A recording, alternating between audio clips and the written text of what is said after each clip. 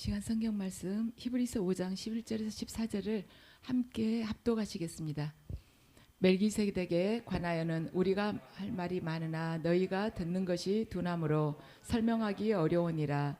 때가 오래되었으므로 너희가 마땅히 선생이 되었을 터인데 너희가 다시 하나님의 말씀의 초보에 대하여 누구에게서 가르침을 받아야 할 처지이니 단단한 음식은 못 먹고 젖이나 먹어야 할 자가 되었도다. 이는 젖을 먹는 자마다 어린아이니 의의 말씀을 경험하지 못한 자요. 단단한 음식은 장성한 자의 것이니 그들은 지각을 사용함으로 연단을 받아 선악을 분별하는 자들이니라. 아멘. 잠시 주님께서 허락하신 보혈의 은혜를 받으시겠습니다.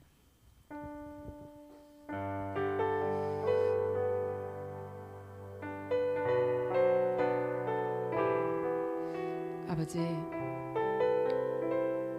저희들이 죄와 허물을 대신하기 위해서 이 땅에 처음으로 파견받으신 아버지께서 십자가상에서 흘리신 보혈로 이 예배를 이 시간 보호해 주시었고 예배 가운데 또한 보혈의 능력으로 역사해 주셔서 저희들이 어린아이적 사고와 관념과 신앙을 버리고 단단한 음식도 먹을 수 있는 장성한 신앙으로 성장할 수 있도록 저희의 영혼 육을 치유해 주시옵소서.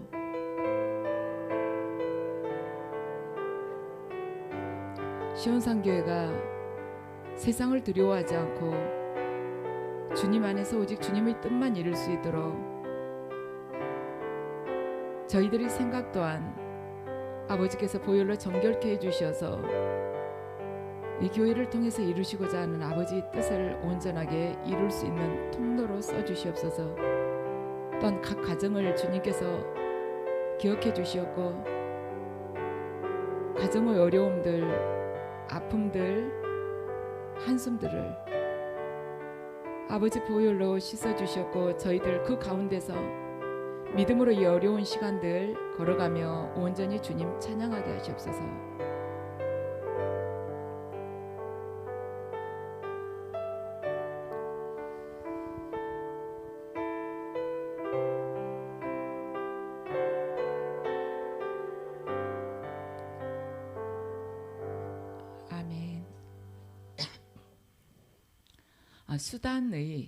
아프리카 수단의 이슬람 종파에서 계속 이제 성장해온 야시르라는 남자의 간증입니다. 이제 그는요 학교 다닐 때 기독교인하고 같이 이제 한 학교를 다니게 됐어요. 근데 그 학교에 스가랴라는 학생이 있었는데 그 학교에 유일하게 있는 기독교인이었습니다. 그러니까 이제 나머지 학생들이 이 스가랴를 그렇게 괴롭히고 폭행을 하고 그랬어요. 근데 어느 날은 남자애들이 5명이서 딱 뜻을 뭉쳐가지고 오늘 밤 스가랴가 여기 산 여기에 지나갈 때 그를 죽이자고 딱 같이 마음을 모은 것입니다. 하고 밤에 기다리니까 이제 스가랴가 오는 거예요. 하고 5명이 나무 위에 올라가서 숨어가지고 있다가 지나가니까 덮쳐가지고 팔다리를 다 부러뜨리고 너무 고통스러워서 소리 지르니까 입으로 손을 막으면서 때려가지고 쓰러지게끔 하고는 그 추운 밤에 그냥 내버려 두고 다 온 것입니다. 근데 그 후로는 이 스가랴를 만날 수가 없었어요. 그런데 어느 날 이제 이렇게 쭉 생활하고 있는데 이 야실의 사촌이 병이 났습니다. 병이 나가지고 병원에 입원을 했는데 이제 의사들 말이 며칠 있으면 죽게 될 것이니까 다 그 죽음을 맞이할 준비를 하라고 했어요. 그랬는데 그 이제 하루는 그 병원을 갔는데 가서 앉아 있는데 기독교인 2사람이 찾아온 것입니다. 그래가지고 좀 병이 낫도록 아프다고 들었는데 병 낫도록 기도 좀 해도 되겠냐고. 그러니까 야시르가 그냥 예의상 그러라고 그렇게 대답을 한 거예요. 그런데 이 2 기독교인이 기도를 했는데 거기서 눈도 못 뜨고 했던 그 사촌이 눈을 뜨고 말을 하고 침대에서 일어나가지고 걷기까지 다 한 것입니다. 그래가지고 그냥 다 깨끗하게 나은 거예요. 그러니까 야시르가 깜짝 놀란 것이죠. 그러니까 그 기독교인 중에 한 명이 야시르를 쳐다보고 이야기를 했어요. 지금 진정한 기적은 이 사촌이 이 아이가 낫는 것이 진정한 기적이 아니라 하나님께서 당신의 마음을 지금 바꾸고 싶어한다. 마음이 바뀌는 것이 기적이라고 이야기를 한 것입니다. 근데 야시르가 봤을 때 이 사람들 기도하는 것 보고 너무 신기한 거예요. 왜냐하면 하나님한테 기도를 하는데 꼭 친구한테 하듯이 너무 친하게 이야기를 하는 것입니다.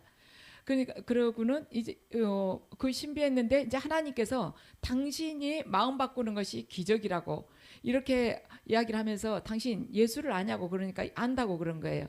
그러니까 이 말하자면 야시르는 그 예수란 저기 하나님의 아들인데 나중에 재림할 때 내려오는 거 아니냐 그 정도 알고 있다. 지금 이렇게 교제한다는 것은 모른다고 이야기를 한 것입니다. 그러니까 기독교인이 성경을 하나 줬어요. 근데 성경을 읽으면서 이제 성령님께서 감동을 주셔가지고 그렇게 미워했던 유대인을 이 사람이 사랑을 하게 된 것입니다. 그래가지고는 이제 말하자면 개종을 하게 된 거예요. 그런데 가정은 철저한 무슬림 가정이었습니다. 아주 극단적인 그런 회교도주의자들이었어요. 그래가지고 개종을 한다고 부모님이랑 할아버지 이렇게 다 이야기를 하니까 이제 너는 우리하고는 상관이 없다고 그러면서 우리 가족이 아니다. 그러면서 이 가족 전체가 동네에다 다 이야기를 한 것입니다. 이 사람 죽었다고. 이제 야시르는 죽었다. 그러면서 장례를 치른다고 관을 가지고 와서 공동묘지에 가서 그대로 이렇게 장례를 치른 것입니다. 그러면서 아버지도 내 아들이 이제 죽었다고 한 거예요. 그리고 이제 완전히 이게 관계를 끊은 것이죠. 근데 그 후로 몇 년이 지나고 나서 목회 이제 컨퍼런스에 이 야시르가 참석을 하게 됐어요. 그런데 거기 가보니까 수단이 목회자 한 명이 와 있었습니다. 근데 그 목회자는 머리가 약간 희끗희끗한 노인인데 이 야시르한테 와서 말을 건 거예요. 어떻게 왔냐고. 그러니까 야시르가 이제 다 이야기를 한 것이죠. 그러니까 이 노인이 눈물을 흘리면서 자기 모르겠냐고 그런 거예요. 자기가 기억이 나냐고. 그러니까 모르겠다고 하니까 자기가 바로 스가랴라고 그러는데 이 아실이 생각에 25년 전에 자기들이 팔다리 다 부러뜨리고 죽이다시피 해가지고 도망쳐 나온 그 이제 스가랴가 생각이 나는데 팔다리를 보니까 그때 기억이 딱 그 악몽 같은 그 기억이 떠오른 것입니다. 그러면서 야시르 당신이 나를 그렇게까지 증오했지만 나는 그 후로 당신을 위해서 계속 기도를 해왔다고 그러면서 성경책 앞에 천면을 딱 열어서 보여줬어요. 근데 거기에가 야시르 이름이 써져 있었습니다. 야시르를 놓고 계속해서 기도를 한 것입니다. 우리는 이런 간증을 통해서 학교에서 유일한 기독교인으로서 그 신앙을 지키기도 어렵고 그렇게 폭행을 당하면서 신앙을 지키는 그 스가랴의 믿음이며 또한 자기를 죽이고자 폭행을 했었던 그 야시를 위해서 성경책 맨 앞에다가 써놓고 했던 그 기도를 했던 그 깊은 신앙심을 가만 봤을 때 정말 이 성숙한 믿음으로 우리는 언제쯤 들어갈 수 있을까 하는 그런 마음이 듭니다. 저나 여러분이나 믿음 생활한 지 상당히 됐습니다. 그렇지만 정말 우리가 성숙해졌는가? 나이만 먹지, 나이만 한 해 가만히 있어도 나이만 먹어가지만 어른스럽지 않는다면, 언행이 어른스럽지 않는다면 그게 얼마나 부끄러운 일이겠습니까? 학생이 학교를 다니면서 점수는 항상 바닥을 치고 있으면 얼마나 그게 부끄러운 일이겠습니까? 그와 똑같이 교회를 다니거나 믿음 생활을 한다고 하면서도 전혀 영적으로 신앙적으로 성장하지 않는 일도 부끄러운 일일 것입니다. 그러잖아요. 믿음 생활 몇십 년 했습니다. 말만 몇십 년 한 것이지 행동 거지는 그 언행은 전혀 성경 말씀하고 상관없는 삶을 산다면 세상 사람들이 등 뒤에서 얼마나 손가락질을 하겠습니까? 이거 세상 사람들한테 부끄러움 좀 당하는 건 그건 아무것도 아니에요. 그건 별것이 아닐 수도 있어요. 그렇게 크게 생각 안 할 수도 있습니다. 더 큰 건 뭐냐면 잘못 믿어가지고 구원이 취소된다면 우리가 어떻게 되겠습니까?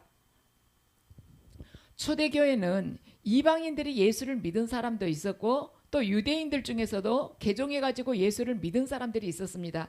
근데 이방인들이나 유대인들이나 그때 기독교의 박해가 심각했기 때문에 믿기는 힘들었습니다. 그런데 유대인들이 더 믿기가 어려운 것이었어요. 왜냐하면 유대인들은 세상으로부터 그러니까 로마 제국으로부터 박해를 받았고 또 자기 유대 민족들한테도 또 박해를 받았기 때문입니다.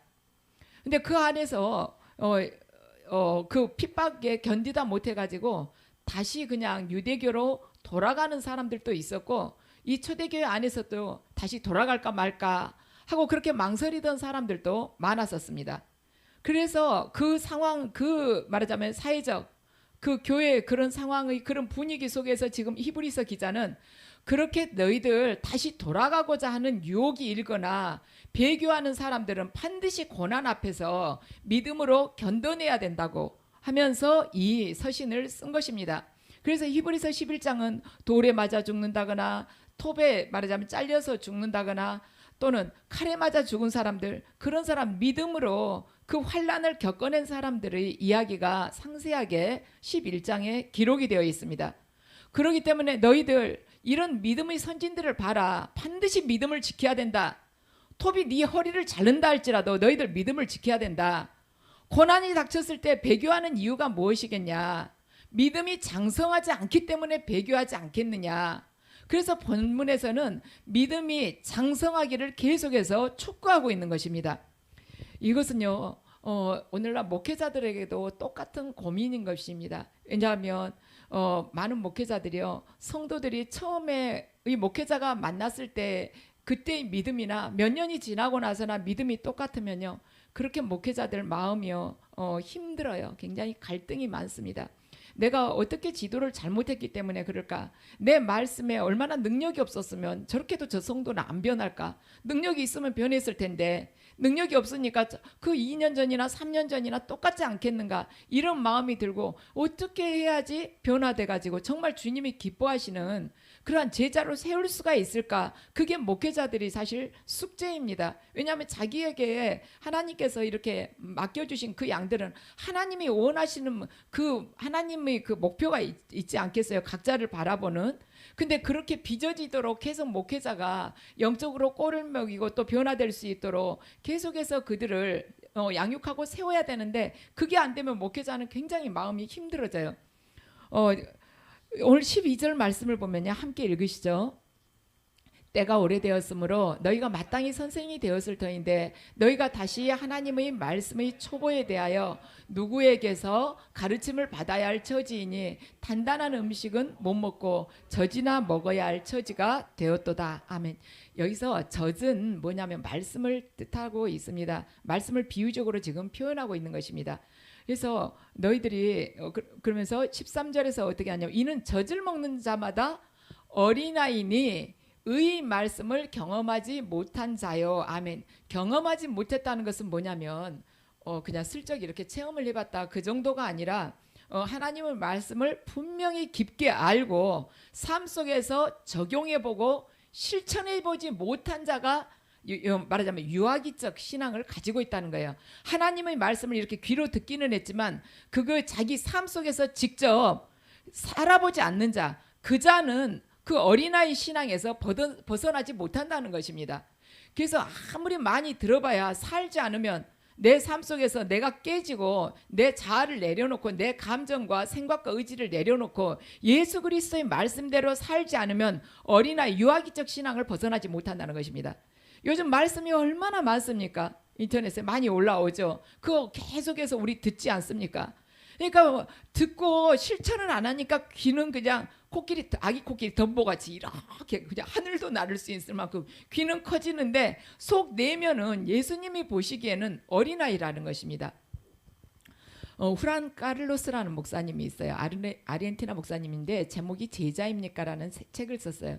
이분이 처음에 목회를 딱 시작하셨을 때 성도가 몇 명이냐면 180명이었습니다.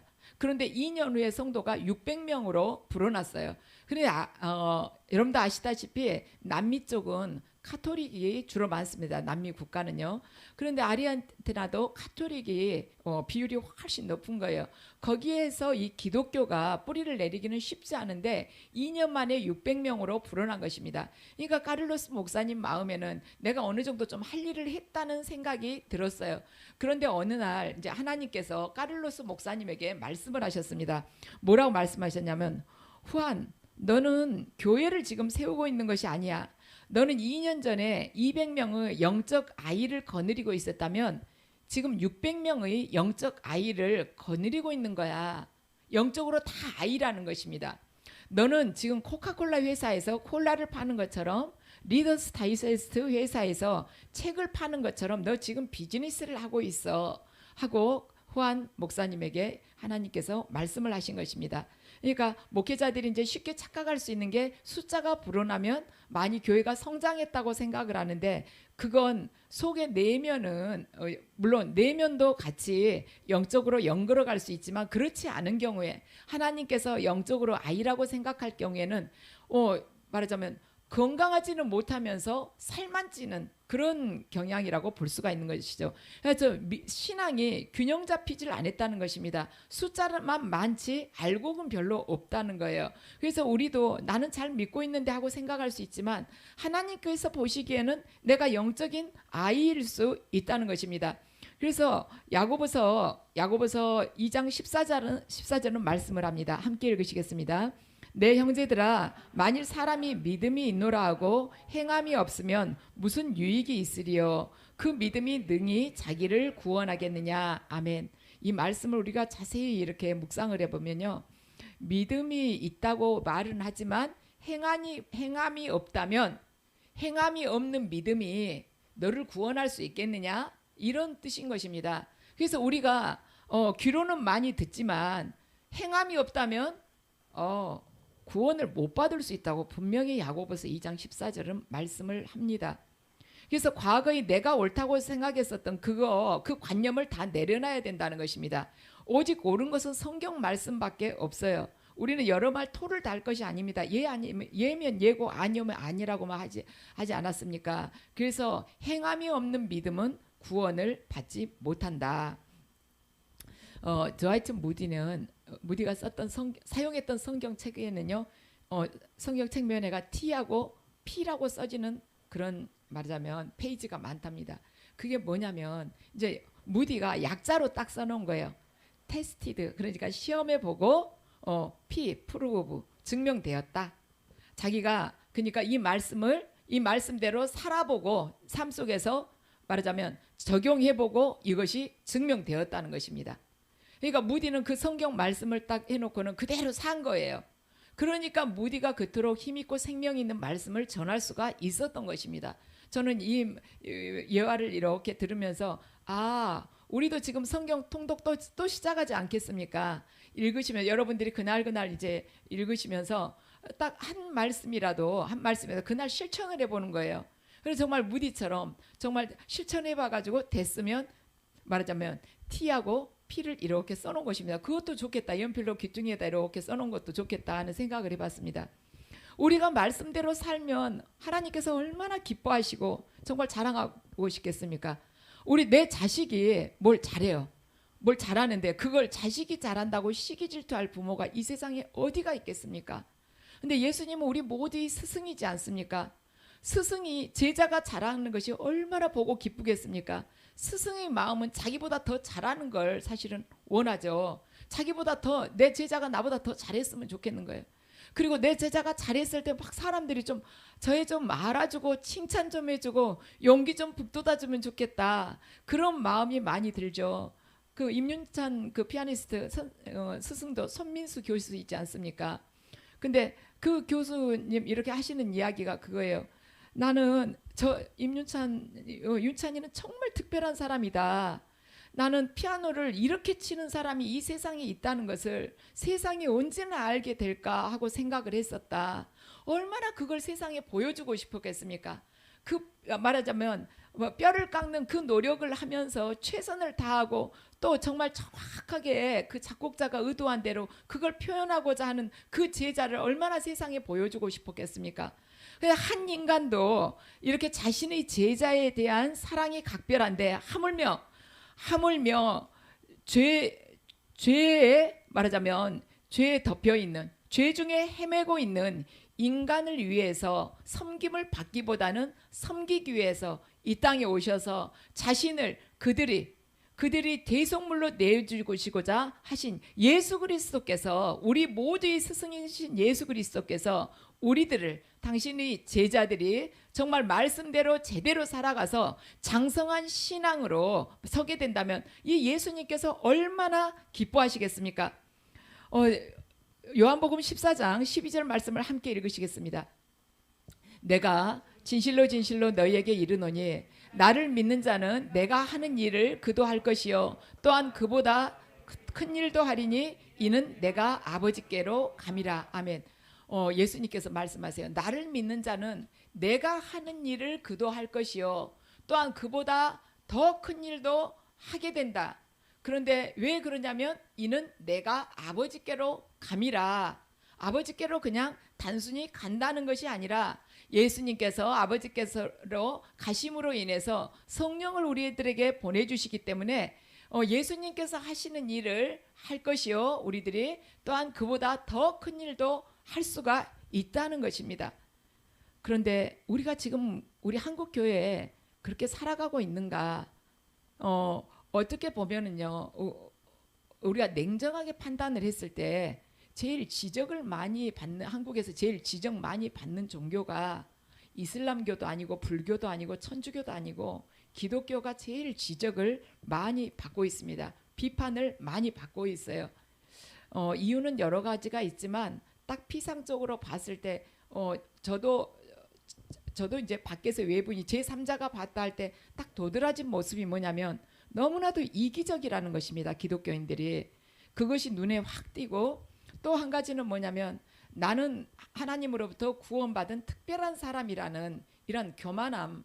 그 구원이 뭐 사람의 힘으로 됩니까? 얼마나 우리들이 하나님 보시기에 말하자면 영적으로 그랬으면 하나님께서 우리를 먼저 부르셨겠습니까? 그런데 그걸 가지고 이렇게 사람들한테 너무 으스대거나 아니면 자기 욕심대로 자기 편할 대로 하려고 하니까 너무 이기적으로 보이기 때문에 그래서 비판받기가 십상이라는 것이죠. 이기적인 것은요 자기 중심적으로 산다는 거 아닙니까? 어떻게 보면 속된 표현 같지만 거머리 같은 삶이에요. 다른 사람에게 유익한 뭔가를 빼앗아서 내가 취하겠다는 것입니다. 남의 영양분을 뺏어간다는 거예요. 세상은요 다 재화라는 것은 한정이 되어 있거든요. 그런데 한정되어 있는 재화에서 거기서 내가 뭔가를 더 취하려고 하면 상대방이 뭔가 손실을 해야 돼요. 상대방이 포기를 해야 되는 것입니다. 그런데 그 현상이 기독교 안에서 내가 포기하는 쪽에서 나타나야 되는데 그게 아니라 기독교 신자들이 오히려 말하자면 불신자들 아니면 타종교 신자들에게서 오히려 빼앗으려고 하는 너무 악착 같은 것이 보이니까 세상 속에서는 비판을 하는 것입니다. 어린애들은 그게 그러니까 유아기적 신앙인 거예요. 애기들 막 어렸을 때 막 울죠. 태어나가지고 막 얼마 동안 울죠. 뭐 왜 우냐면은 자기 만족이 채워지지 않으니까 울어요. 배고프면 울지 않습니까? 그러다가 젖을 먹으면은 울음을 딱 그치잖아요. 자기가 원하는 것이 있는데 그것이 채워지지 않으면은 채워질 때까지 때를 쓰고 옵니다. 뭐 하나 갖고 싶었다 하면은 뭐 바닥에서 뒹구는 건 보통이잖아요. 그거 사줄 때까지 장난감 가게 앞에서 막 둥글면서 소리 지르고 울지 않습니까? 근데 몇 번 맞고 나면 이제 그 버릇도 고쳐지지만은 그렇게 웁니다. 왜냐하면 자기 원하는 것을 가지려고. 그 어렸을 때는 잘 싸워요. 왜 싸우냐면 자기 원하는 거 얻을 때까지 싸웁니다. 자기 의견이 관철될 때까지 싸워요. 그래서 어른이 돼가지고도 계속 싸운다면 그 사람은 유아기적 신앙을 아직도 버리지 못했다는 것입니다. 그래서 이런 걸 가만 애기들이 나타나는 걸 가만 보면은 성숙한 사람이 먼저 양보하고 먼저 배려하구나. 먼저 손 내밀구나. 이걸 우리가 알 수가 있어요. 믿음 생활도 마찬가지입니다. 믿음 생활도 장성한 사람이요 먼저 상대방한테 배려하고 상대방을 위해서 희생하고 내가 헌신하는 것입니다. 그런데 이것은 하지 않으려고 하고 뭔가를 받아가야지 하고 생각한다면 그건 정말 거머리 같은 신앙생활인 것이죠. 우리는 교회를 오면서도요, 교회를 다니면서도 내가 오늘 예배 때 뭘 받아갈까 그 생각을 하기보다는 어떻게 내가 하나님을 더 찬양하고 하나님 마음 기쁘시게 하고 내가 그분과 하나 되어서 하나님께서 연락하시는 이 예배를 그분 앞에 드릴 수가 있을까? 어떻게 하면 내가 말씀 앞에서 내가 온전히 죽을 수 있을까? 하는 그러한 마음을 품고 예배를 드려야지. 오늘 예배 가운데 뭔가가 뚝 떨어져 가지고 내가 갈 때는 그냥 가슴이 후끈후끈하면서 가봐야지. 이런 생각을 하면 어린애나 똑같다는 것입니다. 다만 뒹굴지만 않고 소리내서 울지만 않았지 애기들 신앙하고 똑같다는 것이에요. 우리는요 하나님 앞에서 하나님 손만 바라보면서 뭘 저기서 받아낼까 하는 구걸하는 그 신앙에서 벗어나서 이제 먹고 마실 것을 구할 것이 아니라, 왜냐하면 먹고 마시는 거 구하는 자는 믿음이 적은 자라고 예수님께서 말씀하시지 않았습니까? 그걸 구할 자가 아니라 이제는 하나님 나라와 그분이 의를 구하는 자로 바뀌어야 된다는 것입니다. 그래야지 장성한 신앙이에요. 여러분들 기도하시다 보면 어느 날은 기도가 잘 될 때도 있고 어느 날은 아무리 소리 지르고 해도 안 될 때가 있지 않습니까? 안 될 때도 있는 거예요. 안 될 때가 더 많은 거예요. 그런데 오늘 왜 이렇게 하나님이 역사를 안 하시지? 이러면서 시큰둥해가지고 그게 아닌 것이죠. 예수님께서도 기도할 때도 하나님께 이 잔을 좀 치워달라 해도 하나님이 안 치워주셨습니다. 사도 바울도 가시 좀 뽑아달라 해도 안 뽑아주셨어요. 우리들이라고 해서 뭐 했다면 하나님이 그래 하면서 그냥 빛이 확 임하면서 나타나가지고 긴 옷 입고 나타나서 그래 뭘 원하느냐 도사처럼 그러시겠습니까? 아니라 이제는 얼마 안 있으면 떠날 세상 그만 이렇게 하나님한테 받아내려고 하고 하지 말고 하나님과 교회를 위해서 헌신하는 성숙한 신앙으로 가야 된다는 것입니다. 그렇게 해도 하나님께서 절대 헐벗지 않고 굶주리지 않게 다 해주십니다. 하나님 믿기 전에 막 태어났을 때도 굶지 않고 여기까지 왔는데 하나님께서 머리털 하나까지 다 세고 계시는데 어찌 우리를 모른다고 하시고 고개를 돌리시겠습니까? 어찌 우리가 기도하는데 귀를 만드시는 분이 듣지 못하게 계시겠습니까? 입을 만들어 주신 분이 우리 입술로 말씀을 드리는데 그분이 어찌 말씀을 안 하시겠습니까? 그래서 이제는 구걸하는 신앙에서는 좀 벗어나고 이제는 말하자면 관계 안에서도 내가 먼저 포기하고 양보하는 신앙으로 가야 된다는 것입니다.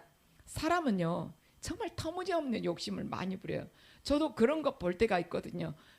가다가 길 가다가 오피스텔 지은다고 이렇게 막 홍보하면서 속에다가 그 부직포 행주 하나 주잖아요. 그거 받아가지고 오면 기분 되게 좋아요.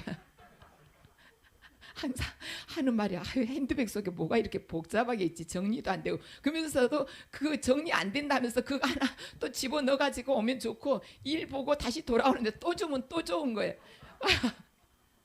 그래서 사람 욕심이란 끝이 없구나. 그 부직포 그거 행주 갖다가 금방 쓰지도 않거든요. 집에도 있으면서도 그냥 입이 터지도록 그렇게 욕심을 부리는 것입니다. 그래서 절제하는 것도 성령의 열매입니다. 그래서 이제는 내 욕심, 내 감정 조금 절제하고 이제는 그냥 잘라서 남에게 베풀고 다른 사람을 아픔에 함께 눈물을 흘릴 줄 알면은 하나님께서 더 기뻐하시죠. 우리가 장성한 신앙인이 되기 위해서 무엇을 해야 될까? 오늘 말씀을 보니까 그러죠. 연단을 받아야 된다고 그랬죠. 연단을 각오를 해야 되는 것입니다.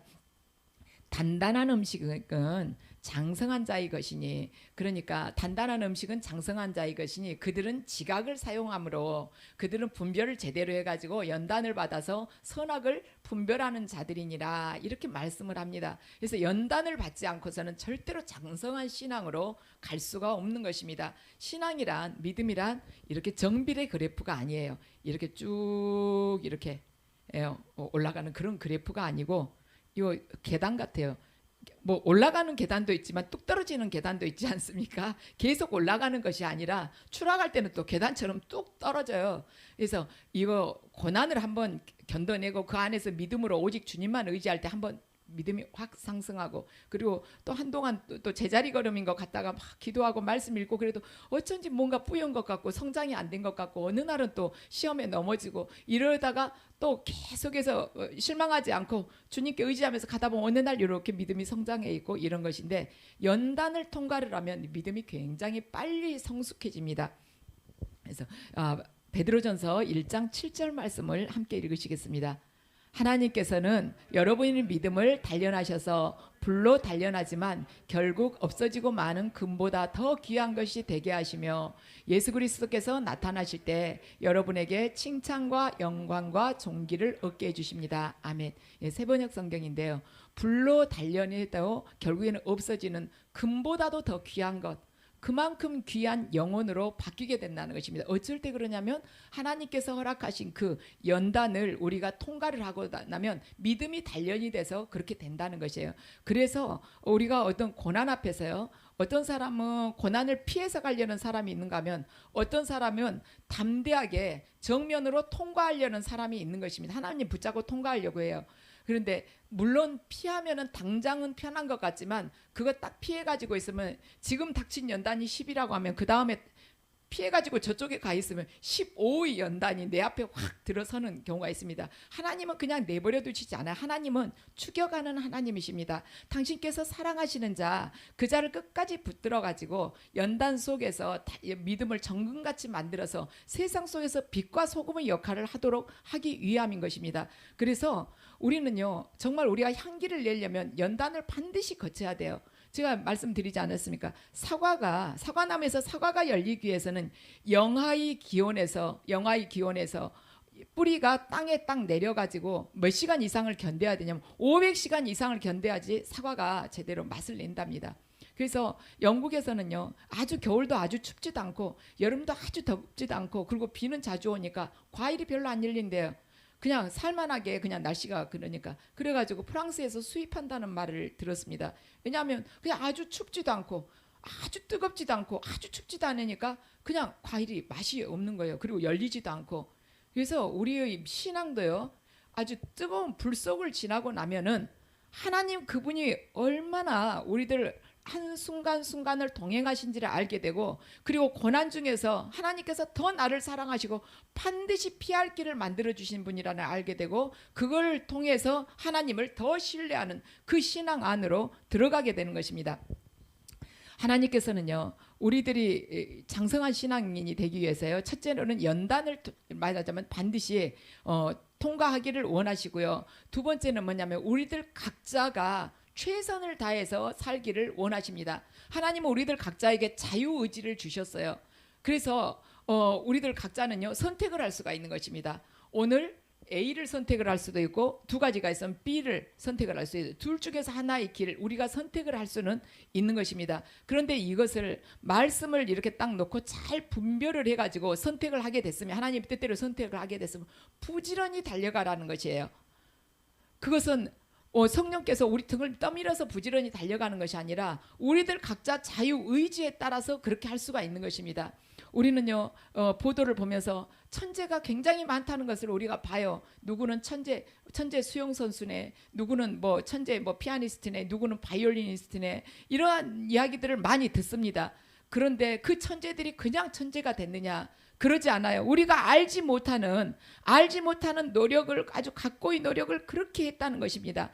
그래서 그 수영 3관왕으로 해가지고 아시안 게임에서 수영 3관왕이 되었었던 그 수영 선수도 원래는 어려서부터 천식 환자였대. 심한 천식 환자라서 수영을 하기가 어려웠답니다.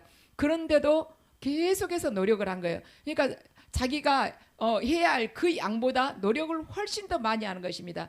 신체적인 조건으로 봐서는, 건강으로 봐서는 할 수가 없는데도 한 것입니다. 우리도 신앙생활하는 데 있어서요, 끝까지 이 믿음생활 마라톤을 하기에는 우리 각자 끝까지 가기 어려운 문제들 다 하나씩은, 최소한 하나씩은 있어요. 나 도저히 못하겠다. 내가 정말 오늘 하루를 이 건강으로 견딜 수가 있을까? 내가 이 환경 안에서 하나님께서 주신 이 사명을 감당할 수 있을까? 나는 안 될 것 같아. 하나님께서 진짜 이걸 원하신다면 나 건강부터 먼저 세워주시고 우리 가정 이렇게 힘든 문제들 해결을 먼저 해주셔야지. 우리 이런 부분들 다 있습니다. 근데 하나님께서 다 그것을 아세요. 아시면서도 우리가 최선을 다할 때 그분께서 정말 필요한 그 부분들을 시간에 때에 맞춰서 다 역사를 해주시면서 갈 길을 열어주신다는 것입니다. 그런데 우리는 딱 앉아서 문 열어주세요, 그리고 도로 포장 좀 해주세요, 그러면 뛰어갈게요. 우리 이런 경향이 있는데 그냥 가는 거예요. 그냥 뛰는 것입니다. 그러면 하나님께서 그때 가서 작업을 하시는 것이죠. 우리 생각에는 저 사람 어쩌다가 전도 한 명도 못하고 죽었지, 그런 생각할 수 있죠. 짐 엘리엇 같은 경우 그러지 않습니까? 그 수제가 에콰도르에 가가지고 여러 해 동안 그 에콰도르 언어까지 다 공부해가지고 갔는데 가서 그냥 창끝에 맞은 거예요. 그 사람 손에는, 그 사람들은, 그 선교사들은 다 총을 가지고 있었죠. 총으로 쏴서 죽이면 안 죽을 수 있는데 그 총은 말하자면 짐승들이 갑자기 덮쳐오게 됐을 때 그때 쓰려고 준비해 놓은 총이지 사람을 향해서 겨누려고 가지고 간 총이 아니었습니다. 우리 생각에는 그 죽음은 진짜 헛된 죽음이고 낭비된 죽음 같지만 하나님께서는 그 죽음을 가지고 이렇게 수많은 젊은이들이 선교지를 향하게 하지 않습니까? 우리는 하나님의 뜻을 다 알지 못해요. 나에게 주어진 이 고통 지금 알지 못합니다. 나에게 주어진 이 장애 지금은 우리는 깨닫지를 못해요. 그렇지만 하나님의 말씀에 그날 하루하루를 우리가 순종해서 걸어가다 보면 하나님께서는 결국에는 이 하루하루를 합쳐서 합력해서 선을 이루신다는 것입니다. 오늘 히브리서 기자가 쓰고 있는 이 대상은 다 하나님을 믿고 있는 사람들입니다. 그러죠? 히브리서 이 기자가 지금 히브리인들에게 유대인들에게 지금 이 편지를 썼지 않습니까? 그러니까 유대인들 다 하나님을 알고 믿고 있는 사람들이지 않습니까? 그래서 지금 이 편지를 받는 유대인들은 하나님을 모르는 것이 문제가 아니에요. 하나님을 모르는 것이 문제가 아니라 하나님께서 정작 그들을 하나님의 백성으로 불렀는데 하나님의 백성으로 하나님께서 부르신 그 목적과 소명을 놓쳐버렸다는 것입니다. 이 유대인들이 왜 놓쳤는가? 어느 부분에서 이들이 잘못했는가? 하나님의 뜻을 깨닫지 못했는가? 이들은요, 하나님께서 애굽 땅에서 출애굽을 시켰어요. 하나님께서 이 이스라엘 백성들을 애굽 땅에서 종살이하고 있던 이 이스라엘 백성들을 노예로부터 해방시키신 이유는 뭐냐면 죄의 노예로 살아가고 있는 가나안 백성들을 해방시키는 도구로 쓰기 위해서 이들을 건져내셨다는 것입니다. 그래서 우리들도 똑같아요. 우리들을, 저와 여러분을 하나님께서 그 죄와 허물과 어둠으로부터 불러내신 까닭은 뭐냐면 어둠에 이 덮여있는 세상 한가운데로 우리들을 보내셔가지고 어둠 속에서 뭐가 죄고 뭐가 악인지도 모르는 그 사람들을 불러내는 도구로 사용하기 위해서 하나님께서 우리를 부르신 것입니다. 그런데 지금 우리가 장성한 믿음을 가지고 그 사명을 감당해야 되는데 날마다 내 문제만 들여다보고 교회 안에서 누가 오늘 또 기분 나쁜 소리 했다고 나 상처받아서 다음 주에부터 안 가야지. 그럼 어금니 꽉 물고 있으면 어떻게 하나님께서 우리에게 주신 일을 감당을 하겠습니까? 뭐 누가 건드리기나 하겠습니까? 불면 날아가라, 자칫하면 놓치면 깨질라 싶어가지고. 근데 그 신앙에서 벗어나야 된다는 게, 쭉 하면 상처받았단 말 안 해야 됩니다. 뭐 교회가 상처받은데 뭐 이렇게 치료하는 그게 목적이 아니에요. 교회는 생명의 말씀을 선포해서 그 사람의 영혼이 변화돼서 그 변화된 영혼이 세상 속에 나아가서 죄 속에 방황하고 있는 영혼들을 건져내는 그런 사람을 양육한 곳이 바로 교회라는 것입니다. 근데 내 감정에 조금 안 맞다, 또 누구 때문에 보면 그 사람 때문에 좀 너무 속상하다, 또 왜 교회에서 이것은 이렇게, 이것이 문제가 아니라는 거예요. 우리는 영혼을 바라봐야 된다는 것입니다.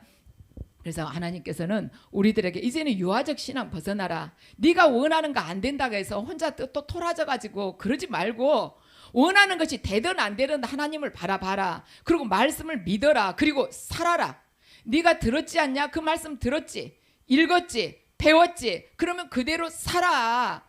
귀만 잔뜩 커가지고 아기 코끼리 덤보것처럼 그렇게 살지 말고 들었으면 그대로 행하라는 것입니다. 행함이 없는 믿음은 구원받기 어렵다고 분명히 말씀을 드렸습니다. 그래서 저와 여러분 지금까지 말씀을 많이 들었고, 여러분들 지금 성경 또 일도 끝나지 않았습니까? 그래서 여러분들이 그날 읽으면서 이렇게 특별하게 성령님께서 감동 주셨던 그 말씀은 그날 또 살아보는 거예요. 삶 속에서 또 적용시켜보는 것입니다.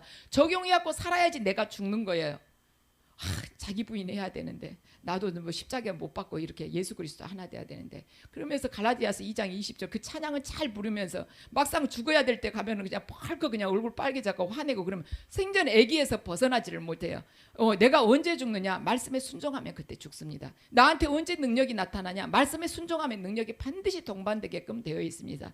그래서 저와 여러분 몇 년 믿었다는 거, 그걸 자랑할 것이 아니라 오늘도 내가 말씀 앞에서 죽고 하나님 예수 그리스도께서 나를 장악하고 나를 인도하시도록, 내 안에 보좌로 임하시도록 내가 그분께 나를 내드렸다는 그러한 고백을 주님 앞에 드리면서 여러분과 제가 마지막까지 신앙생활 완주하시기를 주 예수 그리스도의 이름으로 축원합니다.